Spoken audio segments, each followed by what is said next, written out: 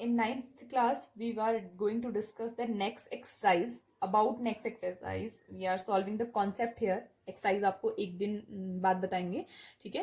First of all ये concept देख लो बहुत अच्छे से, इससे आपको एक्सरसाइज को सॉल्व करने में बहुत ज़्यादा हेल्प होगी. एंड आई होप कि आपको लास्ट एक्सरसाइज समझ में आई होगी 6.1. That is all the questions I have completed there. So do practice for that, because in ninth class in geometry portion student does lots of mistakes, because most of the questions are coming from the same thing. Okay, most of the questions are coming from the same thing, and if you are getting any mistake, then this will become wrong for you. So next we are starting here the lines and angles, parallel line and transversal line concept it is. Look at the concept now. I think you have learned it in 8th class also, but it should be very clear to you, because अगर आपको ये figure एक बार समझ में आ गया तो आप सारे क्वेश्चन ओरली सॉल्व कर लोगे, आपको रिटर्न की भी ज़रूरत नहीं पड़ेगी. बट रिटर्न लिखना ज़रूरी है, वो आपकी ऑप्शनल थिंग है. बट आपको ये क्वेश्चन समझ में आना चाहिए कि 1 2 3 4 5 6 7 8 इन एंगल में से अगर आपको कोई भी एक एंगल भी गिवन है, then you can find all in single task. Okay, आप सारे के सारे बाकी एंगल को फाइंड कर सकते हैं. How you can find it, that I am going to tell you. ठीक है, सबसे पहला जो आपका एंगल है, first of all we are going to solve this concept. देखो, two parallel lines are there. ठीक है, दो पैरेलल लाइंस को, पैरेलल लाइंस क्या होती है, जिनके बीच की गैपिंग हमेशा सेम रहती है, जो कभी एक दूसरे को इंटरसेक्ट नहीं करती हैं. ओके, तो दोनों पैरेलल लाइंस को जब भी कोई ट्रांसवर्सल कट करता है, transversal is a line which cuts more than two lines. ठीक है, टू और मोर देन टू लाइंस, जो आपकी दो या दो से ज्यादा लाइंस को जो कट करने वाली लाइन होती है, उसको हम क्या बोलते हैं, ट्रांसवर्सल लाइन बोलते हैं. सो this is called a transversal line, जो दो लाइनों को कट कर रही है, दो को या दो से ज्यादा को कट करेगी तो. ठीक है, so this is a transversal line L. ठीक है, so whenever two parallel lines are intersected by a transversal line, जब भी क्या होती हैं, दो पैरेलल लाइंस एक इंटरसेक्टेड लाइन से क्या होती हैं, कट होती हैं, तो कौन कौन से एंगल फॉर्म होते हैं पहले तो ये देखते हैं. सबसे पहला है आपका corresponding angles. See what are the corresponding angles here. See the angles which are upside the line और the down side the line. ठीक है, ऐसे एंगल्स जैसे देखिए आपका 1 and 5, या तो दोनों की दोनों क्या हो, लाइन के ऊपर हो और एक ही साइड में हो. ठीक है, तो उनको हम क्रॉसपॉन्डिंग एंगल बोलेंगे. 1 and 5, 6 and 2. ठीक है, तो ये दोनों क्या है, आपस में इक्वल हैं. 1 and 5, 6 and 2, 4 and 8, 3 and 7. These are the pairs of corresponding lines. ठीक है, ये आपकी क्या है, क्रॉसपॉन्डिंग लाइन्स के पेयर्स हैं. कौन कौन से पेयर्स हैं आपकी क्रॉसपॉन्डिंग लाइन के, देखिए एंगल 1 एंड एंगल 5 का एक पेयर है. ठीक है, सेकेंड पेयर है आपका angle 2 and angle 6. Next is your angle 4 and angle 8. Next is your angle 3 and angle 7. So these are the pairs of your corresponding angles.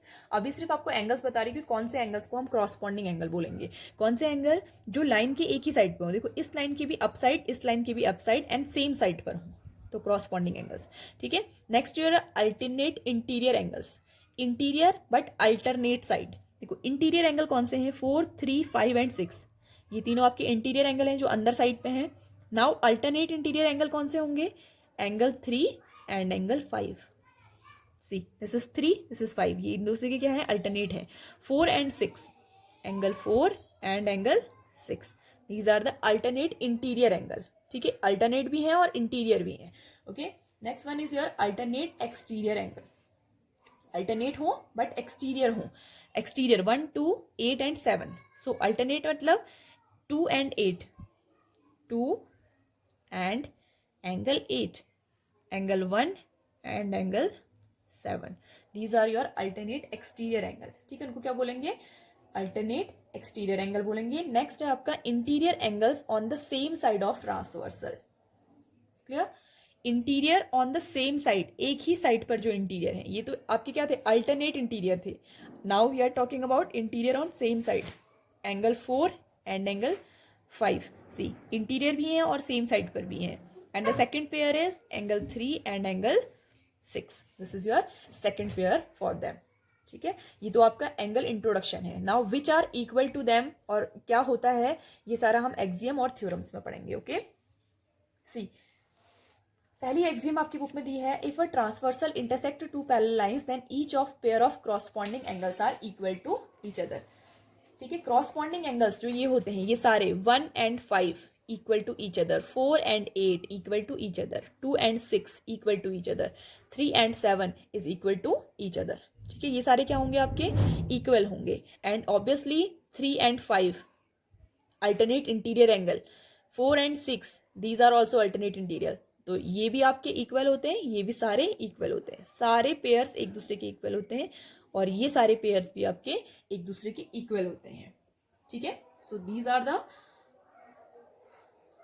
Corresponding and alternate interior angles. तो आपका first axiom ने क्या बोला कि our corresponding angle are equal to each other. ठीक है, जो जितने भी आपके ये दो लाइन बनाएंगे इसमें ये, तो ये जो क्रॉसपॉन्डिंग एंगल्स होंगे ये वाले एंगल्स, ठीक है, ये दोनों आपस में इक्वल होंगे। ठीक है, if you are forming second line then this and this should be equal, क्योंकि ये दोनों क्रॉसपॉन्डिंग है। इसके अलावा कौन से क्रॉसपॉन्डिंग होंगे, ये और ये क्रॉसपॉन्डिंग है ना। इसके अलावा कौन से क्रॉसपॉन्डिंग है, ये और ये क्रॉसपॉन्डिंग है, तो these are equal to each other. Clear. Next one is transversal intersect two lines such that a pair of corresponding angles is equal to then two lines are parallel। देखो इसी का उल्टा भी होता है, अगर आपके कोई भी एक्सियम है उसका आपका क्या होता है इनवर्स, यानी कि उसका अगर आप रिवर्स भी करेंगे तो वो भी ट्रू होता है। अगर आप ये बोलते हो कि किसी भी कोई दो लाइनें हैं, हमें नहीं पता कि ये पैरेलल हैं या कैसी हैं, and one line is cutting them transversal line, then if any corresponding angle is equal, अगर कोई भी क्रॉसपॉन्डिंग इक्वल ये वाले हो, ये वाला पेयर हो, अप साइड का पेयर हो या फिर इस साइड का पेयर हो, इन चारों में से अगर कोई भी एक पेयर भी इक्वल हो जाता है, then we will say that these lines are parallel to each other. ये पैरेलल का साइन होता है, ठीक है। Then we will say that these lines are parallel to each other. Now look here in detail, see this is 1 2 3 and 4, this is 5 6 7 and 8। सी अगर ऐसा कहीं पर भी होगा तो कौन कौन से एंगल इक्वल होंगे, सबसे पहले आपकी क्रॉसपॉन्डिंग एंगल्स इक्वल होंगे। क्रॉसपॉन्डिंग एंगल्स आपस में क्या होंगे, इक्वल होंगे, ठीक है। सो दैट मीन्स अगर आपको ऐसा गिवन है सी, ठीक है, in this question if you have given that this angle is 50 degree and you have to find this one which is x, तो देखिए ये 50 है तो ये भी क्या होगा 50 ही होगा, because of these are corresponding angles. ये दोनों क्या है, क्रॉसपॉन्डिंग एंगल्स हैं, तो यहाँ पर आप सीधे सीधे क्या बोल दोगे, these both are corresponding angles, so they are equal to each other and x is equal to 50 degree, ठीक है। Now next is interior angle, interior alternate also, ठीक है। इंटीरियर भी होनी चाहिए, अल्टरनेट भी होनी चाहिए, एक दूसरे को क्रॉस करते हुए, ऐसे सेम साइड के नहीं, क्रॉस करते हुए। इंटीरियर अल्टरनेट एंगल जो होते हैं वो इक्वल होते हैं, तो इसका मतलब क्या है, देखो अगर ये 50 डिग्री है ना, तो अगर आपको ये फाइंड करना है तो this will also become 50 degree, क्योंकि ये क्या है, दोनों के दोनों अल्टरनेट इंटीरियर एंगल है, ठीक है।